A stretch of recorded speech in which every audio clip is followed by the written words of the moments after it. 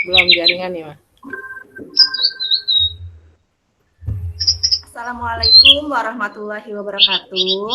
Waalaikumsalam warahmatullahi wabarakatuh. Salam sejahtera untuk kita semua. Bagaimana kabar Bapak Ibu? Sehat kan? Alhamdulillah sehat. Alhamdulillahirobbilalamin. Semoga kita juga diberikan kesehatan, nggak cuma diri kita tapi keluarga kita. Karena memang dalam masa pandemi ini kita harus lebih jaga kesehatan ya dibanding sebelumnya. Nah, puji syukur kehadirat Ilahi Robbi, kita dipertemukan walaupun dalam kondisi online. Semoga tetap tidak mengurangi semangat kita untuk menimba ilmu, berbagi pengalaman. Serta salam selalu tercurah kepada baginda besar Nabi Muhammad SAW. Ya. Marilah kita buka IHT ini sesuai dengan kepercayaannya masing-masing. Berdoa dimulai.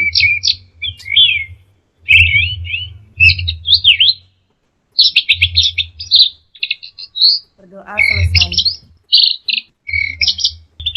Baiklah, saya buka IHT ini dengan membaca Bismillahirrahmanirrahim.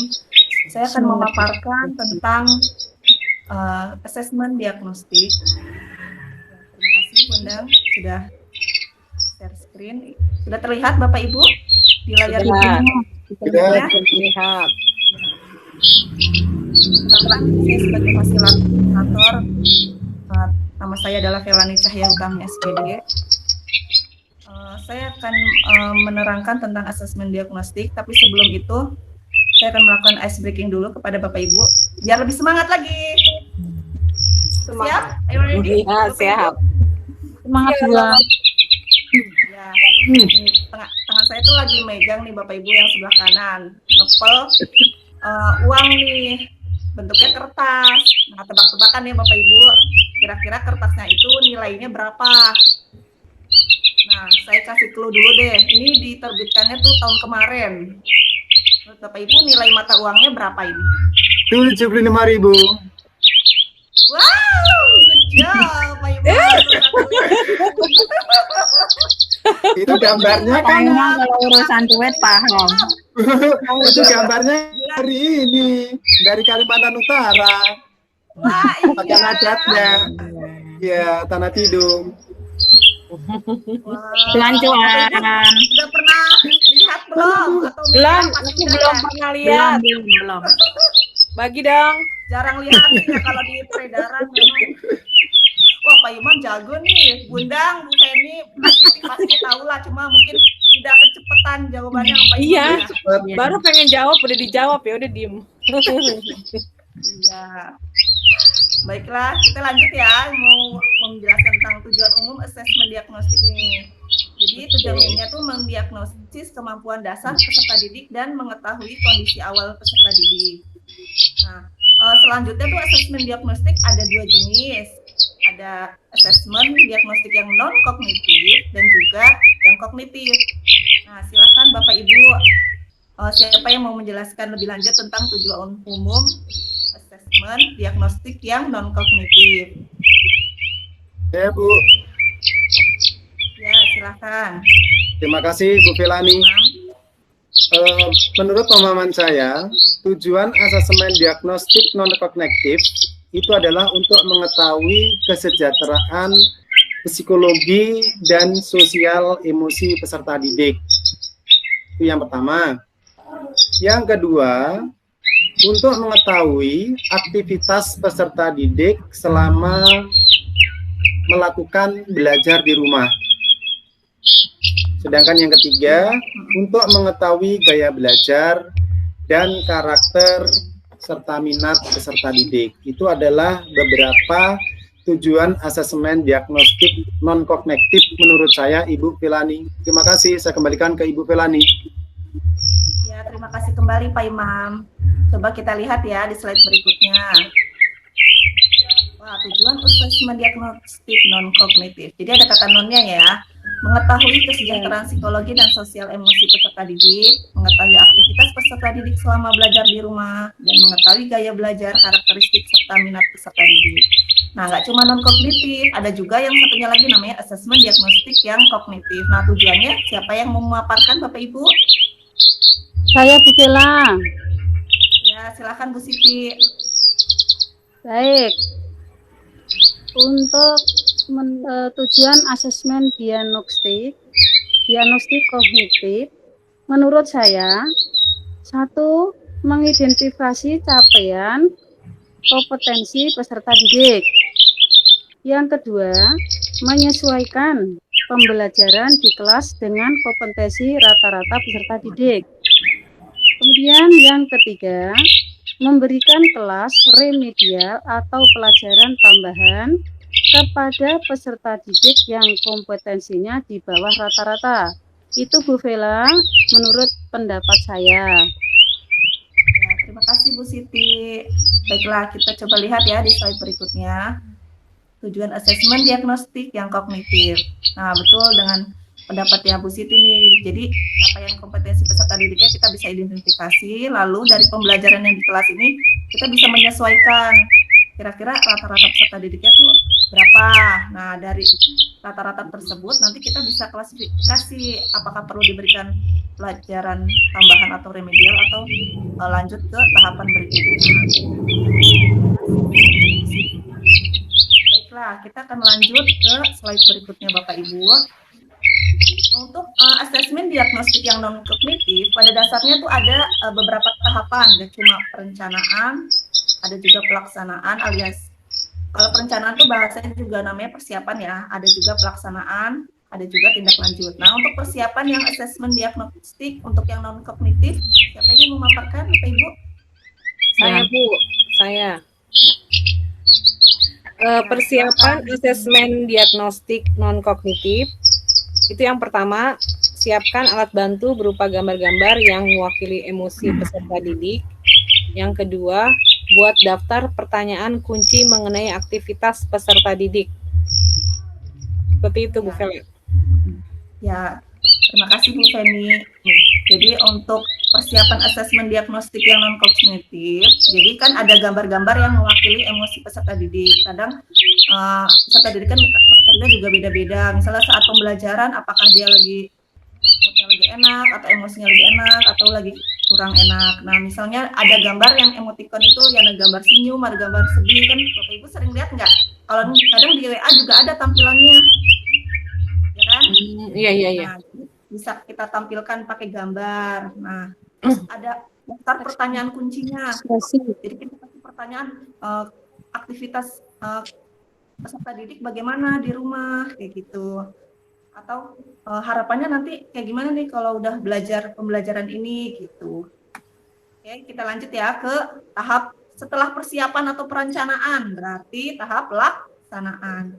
Pelaksanaan untuk asesmen diagnostik yang non-kognitif, siapa Bapak Ibu yang akan memaparkan? Saya Bu Vela. Ya, silakan. Bunda. Baik, untuk pelaksanaan asesmen diagnostik non-kognitif adalah meminta peserta didik mengekspresikan perasaannya selama belajar di rumah serta menjelaskan aktivitasnya.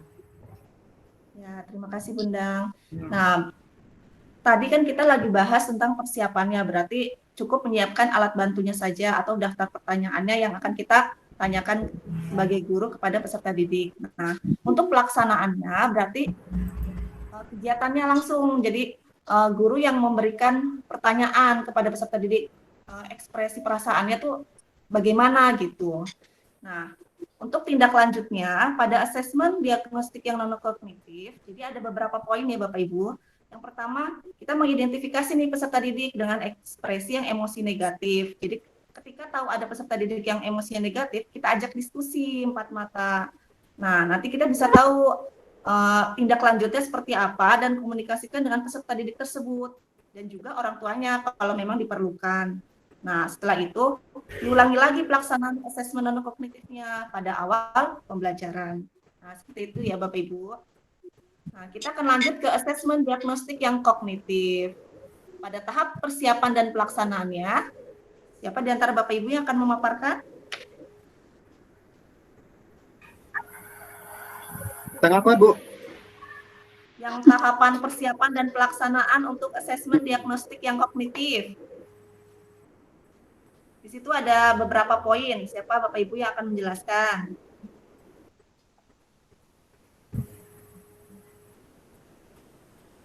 Atau saya bantu ya.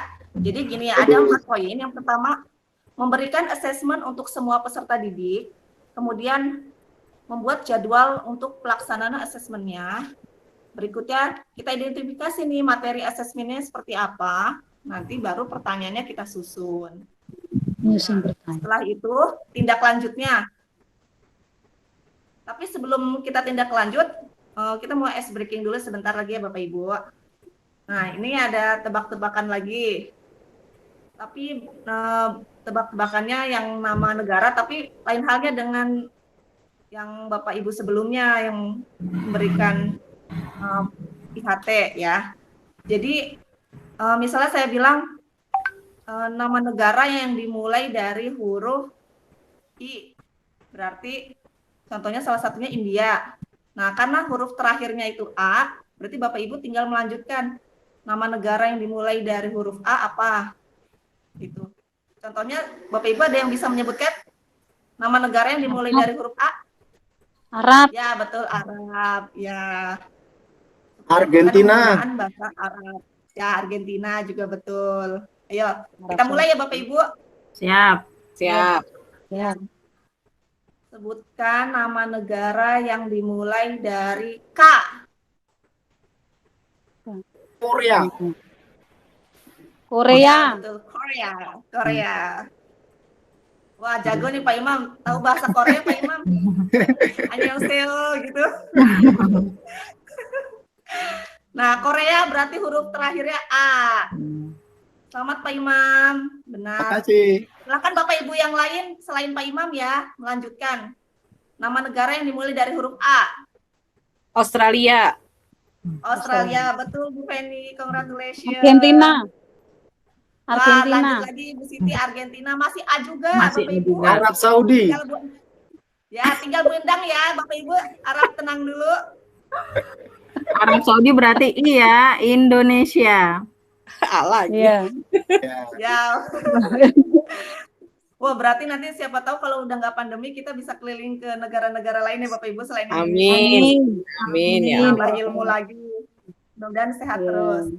Baiklah, kita akan lanjut ke tindak lanjut asesmen diagnostik yang kognitif. Bapak Ibu sudah melakukan kolaborasi dengan kelompoknya. Kira-kira tindak lanjutnya seperti apa?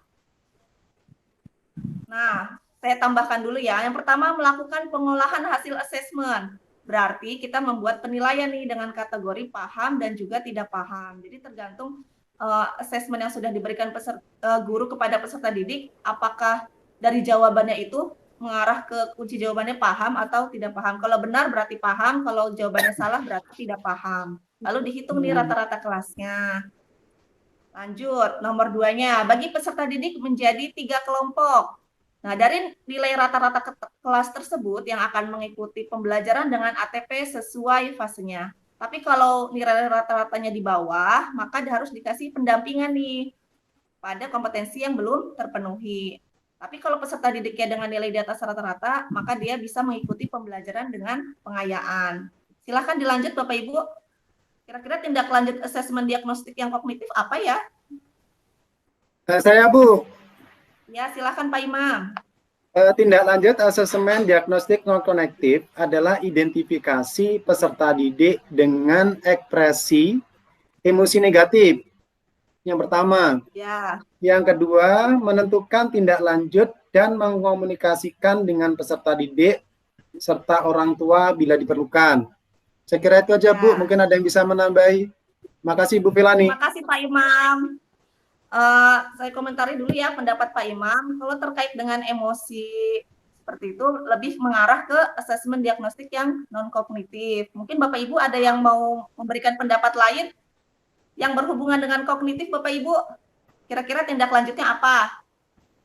Poin ketiganya. Terima kasih Pak Imam jawabannya. Terima kasih, Bu. Ada yang mau menambahkan Bapak Ibu? melakukan penilaian pembelajaran topik yang sudah diajarkan sebelum memulai topik pembelajaran baru untuk menyesuaikan pembelajaran sesuai dengan rata-rata kemampuan peserta didik. Nah, yang terakhir, kita ulangi lagi nih proses diagnosis ini dengan melakukan asesmen formatif dengan bentuk dan strategi yang variatif sampai peserta didik mencapai tingkat kompetensi yang diharapkan. Baiklah, kita akan lanjut ke kuis. Nah, ini ada pertanyaan nih, kira-kira jawabannya benar atau salah ya, pakai tanda tanya. Nah, asesmen diagnostik kognitif itu katanya nih mengetahui gaya belajar, karakter, serta minat peserta didik. Wah, tadi dengan jawabannya Pak Imam ini mirip nih. Kadang-kadang takut ketukar-tukar menurut Bapak Ibu, benar atau salah?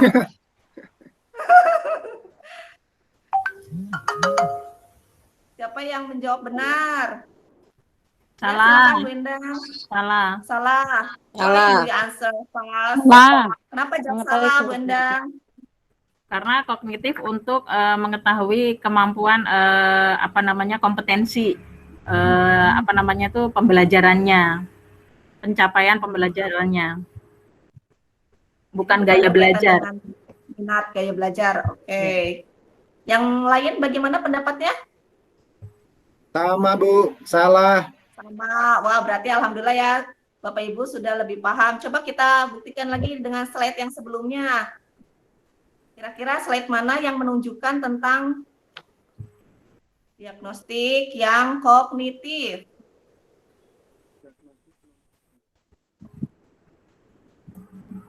Wah, adanya di awal-awal ya Bapak Ibu ya.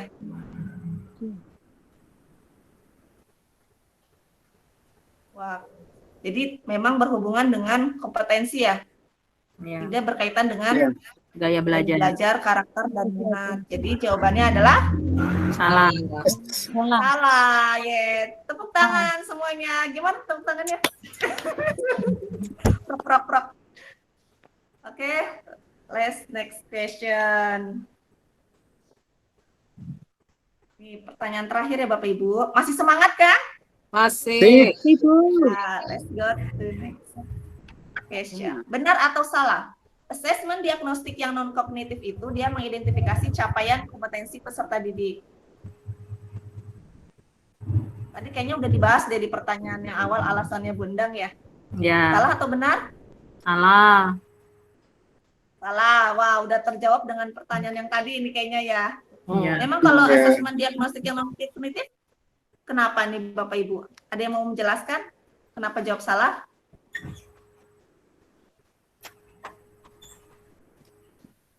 Berarti ditukar aja ya pertanyaannya dengan yang sebelumnya. Nah, ini sebenarnya pertanyaan untuk jawaban yang sebelumnya tentang non-kognitif. Kognitif. Jadi ya hati-hati ya Bapak Ibu antara kognitif dan non-kognitif, khawatir tertukar. Jadi lebih ke kalau kognitif itu tentang kompetensi lah, ingatnya gitu aja ya. Kalau non-kognitif berarti yang berhubungan tentang kompetensi, berarti tentang psikologi ya, betul. Sosial, minat ya Bapak Ibu ya. Oke, kita cukupkan ya Bapak Ibu untuk IHT kali ini. Ada yang mau disampaikan? Pak. Cukup. Oke, terima kasih atas partisipasinya. Kita ucapkan hamdalah bersama-sama. Alhamdulillahirabbil alamin. Alhamdulillahirabbil alamin. Wabillahi taufiq wal hidayah. Wassalamualaikum warahmatullahi wabarakatuh. Waalaikumsalam warahmatullahi wabarakatuh.